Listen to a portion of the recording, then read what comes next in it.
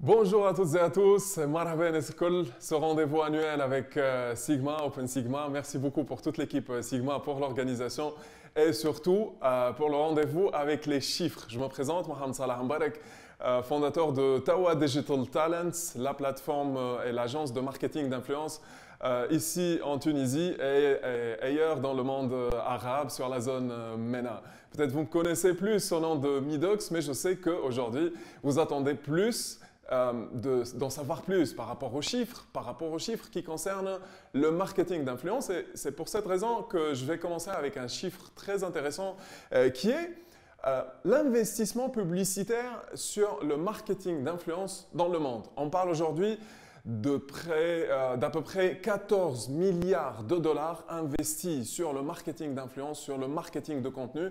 C'est un chiffre très intéressant et surtout c'est un chiffre qui ne cesse d'augmenter d'une façon spectaculaire si on regarde par rapport à l'évolution des chiffres et les investissements sur les influenceurs.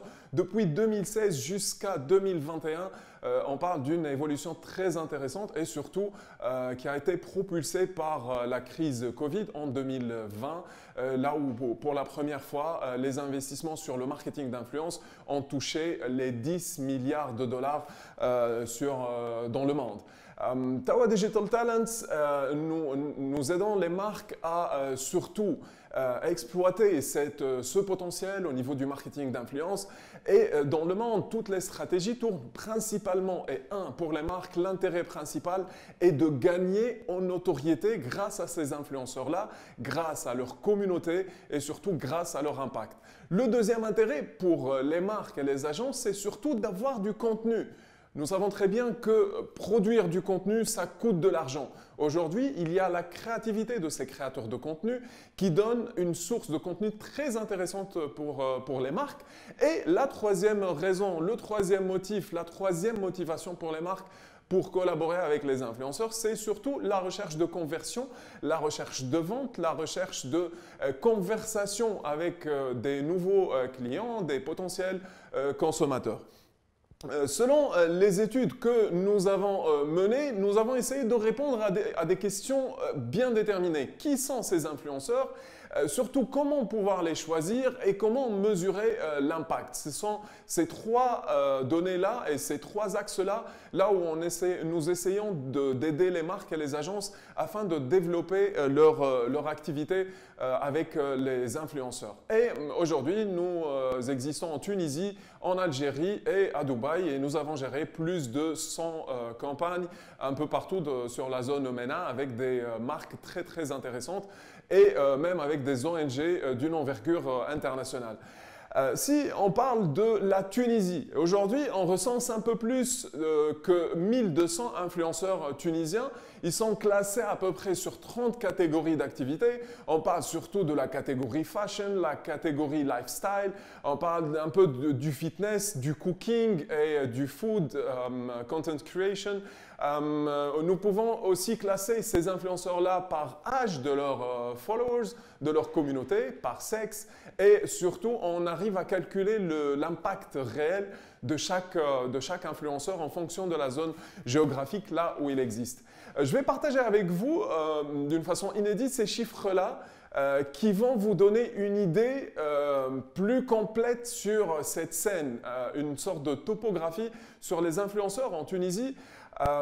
C'est 67,5% de ces influenceurs sont plutôt des femmes qui produisent du contenu, qui ont une interaction quotidienne, quasi quotidienne avec leur communauté. Donc on parle principalement d'un métier, parce que c'est un nouveau métier aujourd'hui, la création de contenu et le marketing d'influence. Il est beaucoup plus féminin si on parle du marché tunisien avec ce chiffre 67,5% des influenceurs sont plutôt des femmes. On parle plutôt d'un âge ou de 66% de ces influenceurs-là qui ont un âge entre 25 et 34 ans. Et là, on parle bien des influenceurs sur Instagram, non pas sur par exemple TikTok, parce que sur TikTok, la tendance change complètement. Par contre, sur Instagram, là où plus de 80% des investissements publicitaires dans le marketing d'influence sont alloués sur Instagram, en Tunisie, 66% ont plutôt un âge entre 25 et 34 ans. On continue avec le chiffre suivant qui est plutôt peut-être logique pour certains. 87% de ces influenceurs sont basés dans le Grand Tunis et par la suite on trouve quelques influenceurs à Sousse, à Sfax et dans d'autres villes. Mais principalement on les retrouve sur le Grand Tunis, peut-être là où il y a plus de marques, peut-être là où il y a aussi plus de contenu à produire, mais ce chiffre-là va petit à petit changer, ou bien ces tendances-là vont petit à petit changer parce que les influenceurs, on commence à les découvrir et de nouveaux influenceurs sont en train de monter de plus en plus dans plusieurs villes. Par rapport au contenu, on trouve que 45% du contenu créé par ces influenceurs-là tourne autour de la beauty, de la fashion et du lifestyle et du make-up. C'est la catégorie numéro 1. 29% de ces influenceurs-là sont plutôt des celebrities. On parle d'acteurs, on parle d'animateurs télé, radio, etc. Et ça, c'est une particularité tunisienne, dans le sens où il y a encore une marge de progression, il y a encore de nouveaux créateurs de contenu purement digitalisés qui vont sortir de plus en plus pour s'aligner avec les tendances mondiales. Et on trouve 14% des influenceurs produisent du contenu plutôt autour du cooking et avec des comptes Instagram assez appétissants. Je vais vous montrer aujourd'hui la liste des influenceurs tunisiens purement digital. Je ne parle pas des acteurs, je ne parle pas des animateurs télé, etc. Les celebrities, ce n'est pas cette catégorie, mais on parle des influenceurs et des créateurs de contenu purement produits du digital. La numéro 1 en Tunisie, elle s'appelle Becky. En termes d'interaction, elle génère plus de 123 000 interactions par publication. Cela, c'est sa moyenne pendant l'année 2021.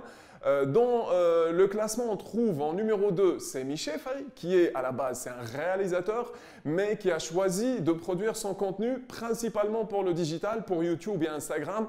Il génère sur chaque publication plus de 88 000 interactions et ceci est sa moyenne annuelle pour l'année 2021.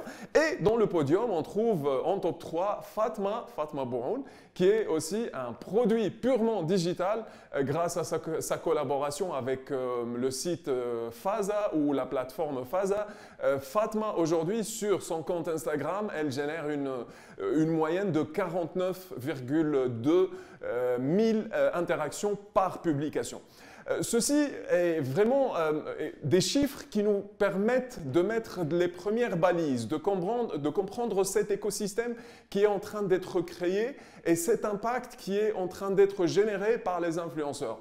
Ces balises-là peuvent vous orienter en tant que marketeur, peuvent vous donner plus d'insights, plus de réflexion pour bien mener vos campagnes de marketing d'influence. Et nous, dans notre agence Tawa Digital Talents et surtout notre plateforme qui est à votre disposition, nous sommes très heureux de vous aider à aller de l'avant et avoir plus d'impact grâce aux influenceurs. Et merci à tous.